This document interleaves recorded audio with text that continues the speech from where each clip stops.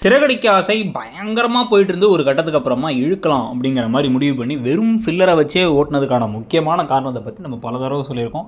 எதிர்த்தாப்பில் காம்படிஷனே இல்லைங்கிறது தான். இந்த டிஆர்பி கேமில் ஒரு 3 சேனல் தான் மேஜரான channels, Vijay TV, Sun TV, Zee Tamil. இதில் வந்து பார்த்திங்க அப்படின்னா சிறகடிக்க ஆசைக்கு எதிராக எதுவும் அவ்வளோ பவர்ஃபுல்லாக இல்லாதனால தான் திருப்பி சிறகடிக்க ஆசையே நம்பர் 1லேயே இருந்துகிட்டே இருந்துச்சு ரொம்ப நாளைக்கு. நடுவில் கொஞ்சம் கேபிள் பிரச்சனைகள்லாம் இருந்ததுனால கொஞ்சம் பின்னாடி போனாலுமே கூட அதிகமாக ஒரு டிஆர்பி வாங்கக்கூடிய சீரியலாகவே இருந்துச்சு. ஆனால் இப்போ எதிர்நீச்சல் 2 வந்ததுக்கு பிறகு கதையை கண்டிப்பாக சூடு பிடிக்க வச்சு தான் கொண்டு போய் ஆகணும். இல்லை அப்படின்னா மக்கள் அந்த பக்கம் ஜம்ப் அடிச்சிருவாங்க அப்படிங்கிற ஒரு பாசிபிலிட்டி இருக்கிறதுனால இதுக்கப்புறம் கதை பரபரப்பாக போகுது. அதனால தான் ஒரு புது ப்ரோமோ போட்டு இத்தனை நாளாக நீங்கள் ஆவலோட எதிர்பார்த்த விஷயம், அதாவது 30 லட்ச ரூபா பணத்தை கண்டிப்பாக மலேசியாவிலேருந்து அந்த மாமனார் அனுப்பலை, ஏன்னா அப்படி ஆளே கிடையாது.